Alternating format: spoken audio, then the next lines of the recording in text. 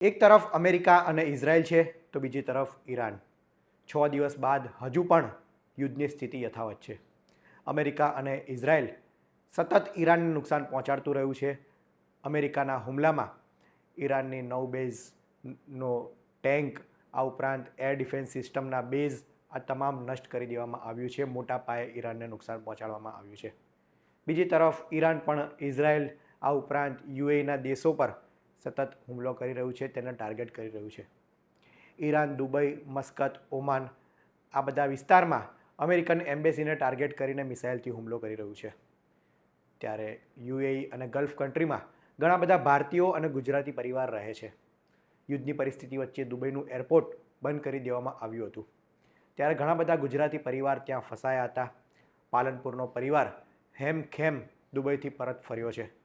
ત્યારે અત્યારે દુબઈમાં શું પરિસ્થિતિ છે, જનજીવનને આ યુદ્ધ વચ્ચે શું અસર થઈ છે, તે સાંભળો તેમના જ મુખેથી. ત્યાં બધું સેફ જ છે વાતાવરણ, ત્યાં કોઈ ચિંતા કરવા જેવું નથી. મિસાઇલ્સ ત્યાં બધી ઇન્ટરસેપ્ટ હવામાં થતી હતી એટલે બ્લાસ્ટના અવાજ આવતા હતા, પણ કોઈ ચિંતા કરવા જેવું એવું કોઈ હતું નહીં. કે અહીંયા જે એમના પરિવારજનો છે કે એમનું કોઈ ત્યાં ફસાયેલું છે તો એમને કોઈ ચિંતા કરવા જેવું છે નહીં.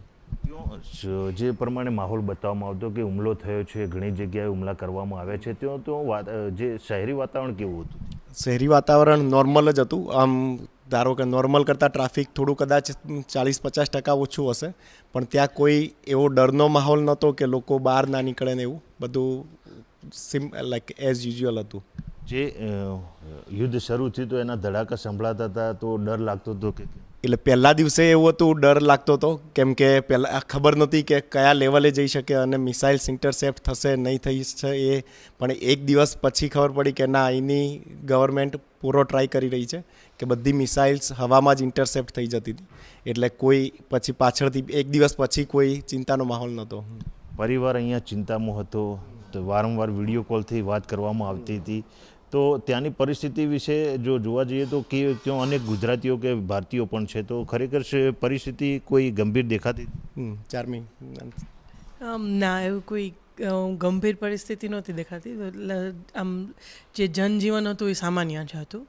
એટલે એવું આપણને અહીંયા એવું બેસીને લાગે કે ત્યાં આવું છે, ત્યાં આવું છે, પણ ત્યાં બધું બહુ સામાન્ય અને એકદમ ડર વગરનું હતું. થોડું અવાજ આવે એટલે એવું લાગે કે ભાઈ ઇન્ટરસેપ્ટ થાય ત્યારે, પણ બાકી બધું નોર્મલ લાઈફ જ હતી. બધા શોપિંગ કરતા હતા, બધા બહાર નીકળતા હતા, બધું નોર્મલ લાઈફ જ હતું. ઘણીવાર ધડાકાને એવું સંભળાતું હતું તો એનો ડર, કેમ કે પરિવાર સાથે ગયા હતા?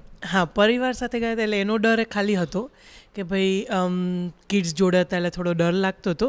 પણ જ્યારે અવાજ આવે ત્યારે જ એવું થાય કે ઓકે આ કંઈ થયું એમ. પણ અમે મોસ્ટલી તો અંદર જ રહેતા હતા એટલે એવું એટલું બધું ભયનું ઓલું નહોતું, પણ કિડ્સને લઈને થોડી ચિંતા રહે.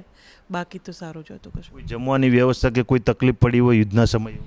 ના, બધું આપણે જેમ અહીંયા ઝોમેટો ને સ્વિગી એમ બધું મળી રહેતું હતું. એટલે એવી રીતે તમે એમની એપથી મગાવો એટલે આપણું બધું ગુજરાતી ફૂડ, મારવાડી ફૂડ બધું મળી રહેતું. પાલનપુરમાં પણ પરિવાર ચિંતામાં હતો વારંવાર?